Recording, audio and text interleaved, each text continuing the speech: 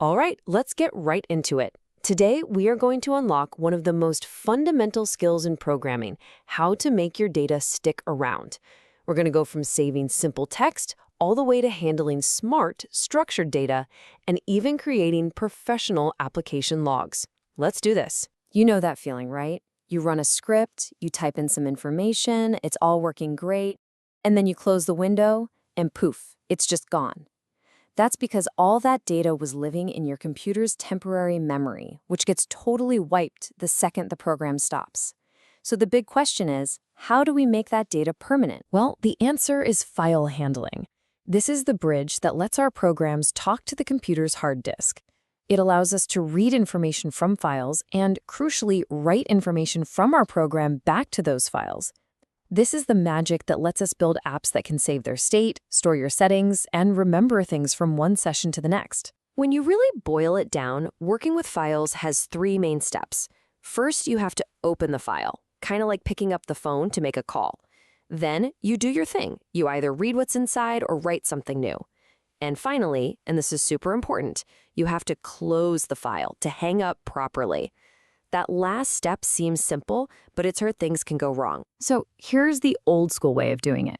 We use the open function, we write some data to it, and then at the very end, we have that explicit call, myfile.close. And, this works, but it's hiding a pretty big risk. Exactly. That's the big what if, isn't it? What if some random error happens in your code after the file is open, but before you get to that close line? You could end up with a corrupted file that's half-written, or you could cause a resource leak, where your program never lets go of the file, locking it so nothing else can use it. In a real-world application, that's a huge problem. Luckily, Python gives us a much better way to handle this, the with statement. This is the modern, what we call Pythonic way to work with files. And the secret sauce behind it is a concept called a context manager, which basically guarantees that your file gets closed properly every single time, no matter what happens. It really is that simple.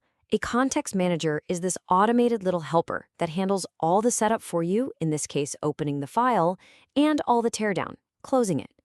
To make this super clear, let me give you an analogy. Okay, think of a context manager like a catering service you've hired for a party. Before any of your guests show up, the caterer comes in and does all the setup, right? They put out the tables, the food, the drinks. They get everything perfectly ready for the main event.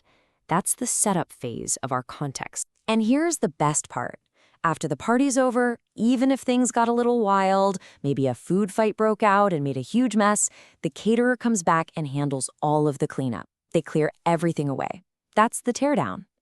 The with statement guarantees this cleanup happens. It guarantees the file gets closed, even if your code crashes halfway through. I mean, just look at the difference. On the left, that's the old clunky way. You had to write this whole try, finally block just to make sure the file gets closed. But on the right, that's the with statement. It's clean, it's readable, and it's just safer because you can't forget to close the file. The takeaway here is simple. Always use with when you're working with files. Okay, so now we know how to open files safely. The next piece of the puzzle is telling Python what we actually want to do with them. And we do that by specifying a mode. Let's run through the big ones. R is for read. And that's the default. If you don't specify anything, Python assumes you just want to read. Now W is for write. But you have to be really careful with this one because it will completely erase and overwrite a file if it already exists.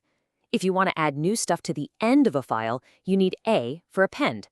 And finally, if you see a B tacked on, like RB or WB, that just means we're working with binary data instead of plain text. So what is the actual difference between a text file and a binary file?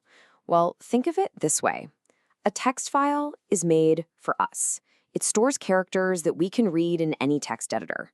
A binary file, though, that's made for the computer. It stores data as raw bytes in the exact same format it's held in memory. It's much faster for a program to process, but to us, it just looks like gibberish. Let's see this in action to make it real.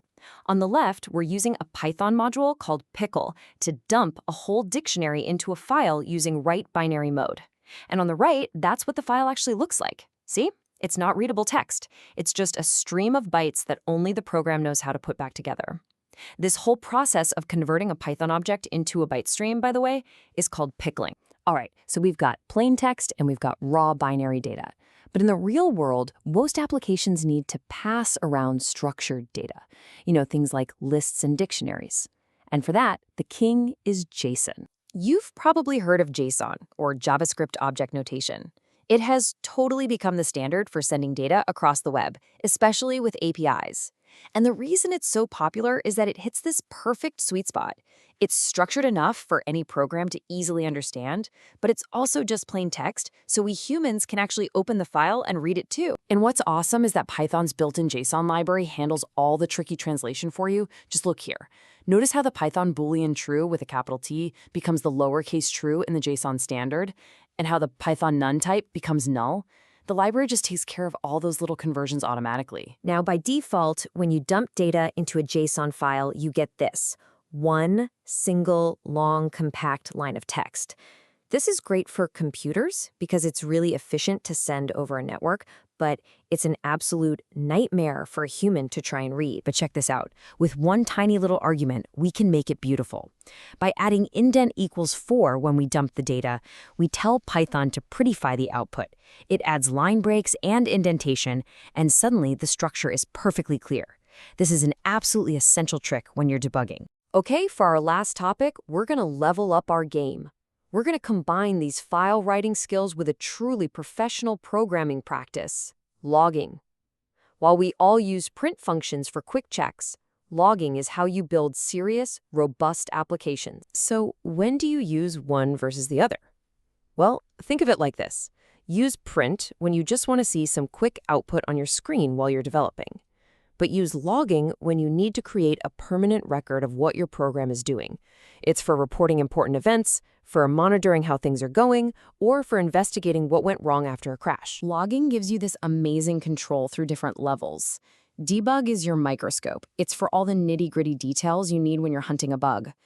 Info is just a thumbs up, confirming that things are running as expected. Warning is a yellow flag. It's for when something unexpected happened, but it's not a fatal error yet. Error means a specific task failed. And critical is the big red alarm. It means the whole program might be about to go down. So here's the bottom line. Logging takes everything we've just learned about file handling and puts it to work to create a persistent, structured, level-based history of your program's entire life. This is what transforms a simple script into a professional application that you can actually monitor, debug, and maintain for the long haul. So we've gone all the way from our data just vanishing into thin air, to safely storing it, to structuring it with JSON, and finally to creating professional-grade logs. You now have the fundamental tools to make your applications persistent, smart, and powerful. So the only question left is, what are you going to go build with it?